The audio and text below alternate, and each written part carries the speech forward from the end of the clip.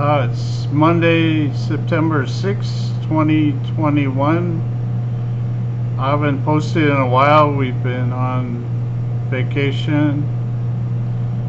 Just wanted to note a couple things that happened this summer. We were camping at a campground in Hope, BC. I couldn't find any provincial campground bookings. We kind of booked it the last minute there, so everybody was full, so we ended up in a private campground right in Hope. It's called the Coquihalla Campground. Anyways, the first night we were there, my daughter wanted to go get some ice cream, so we took a walk and we found a 7-Eleven on Google Maps. Was fairly close to us. It was down one of the streets there. So we took a walk, and I just recalled being in Hope before and what happened to me in Chilliwack when I was traveling around trying to avoid people and being harassed. So anyways, I was telling my daughter the story that these people would show up with their dogs, and when I would pass them walking or they would approach me, they would start talking to their dog like they were talking to me. And it was kind of bothersome, because I thought, if you had something to say to me, why not look me in the face and say it? But it was part of their harassment program. Anyways, I told her about one time I was in a campground in Chilliwack and I was ready to leave the country. I had found a spot to store my camper, school bus camper I had in Chilliwack at a campground, and I was spending one night there until I could catch a flight. I wasn't sure where I was going, but I knew I was tired.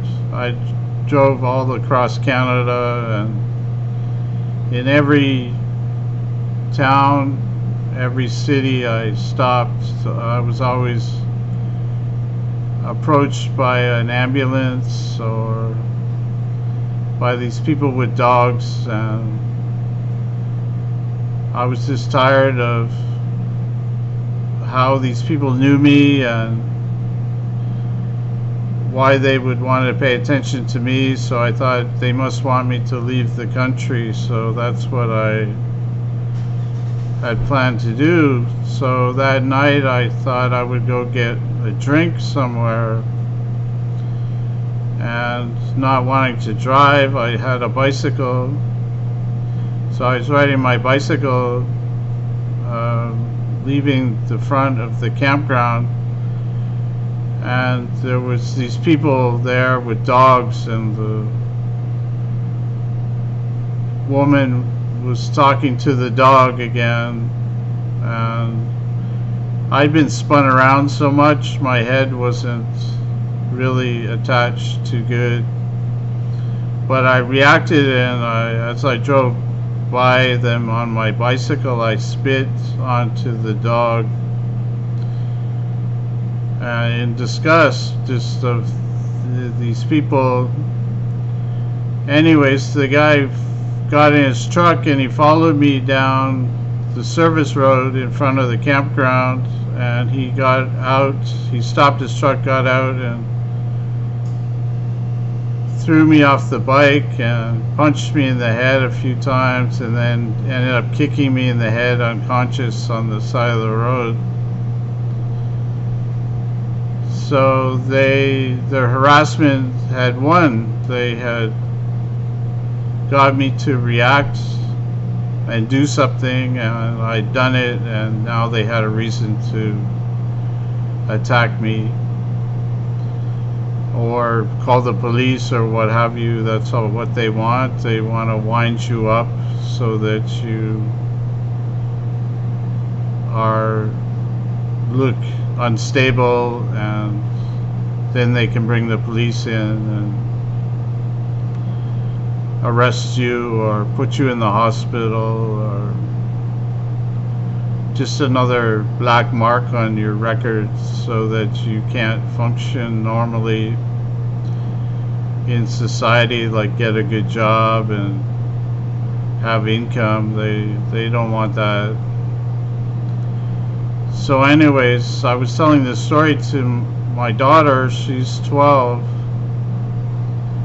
and I thought maybe she should know what happened. A lot of parents, grandparents tell their kids about their war stories, so that was one of mine, and I just happened to be in a place where it had happened. So I told her the story as we walked along, and at the time there was nobody on the road, just a few cars passing here and there, and a police car drove by quite slowly, and they passed us.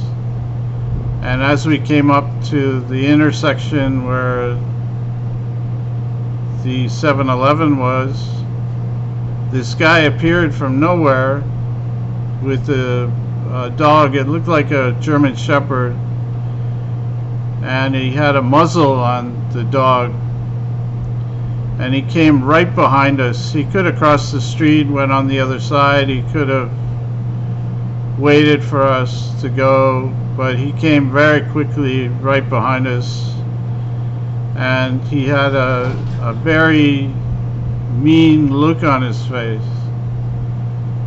My daughter commented, "Wow, what was that guy? He didn't look very nice."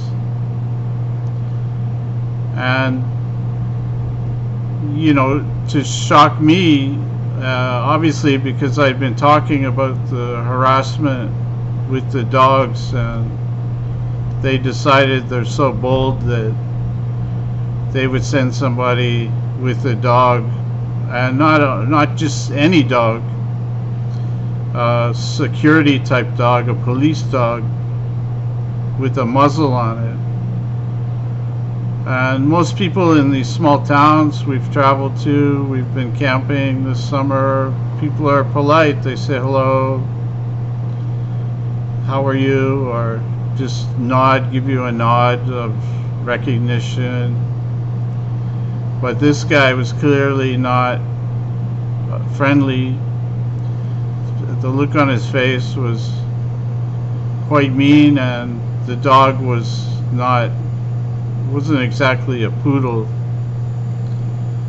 So I took quite offense to that. Now they want to involve my daughter as a witness to all of this. They don't seem to care about your family as well. They've been made obvious signs in front of my wife, and my wife's been witness to this, and now my 12-year-old daughter. So I just wanted to take a note of that. You can let me know your comments down below. Thanks.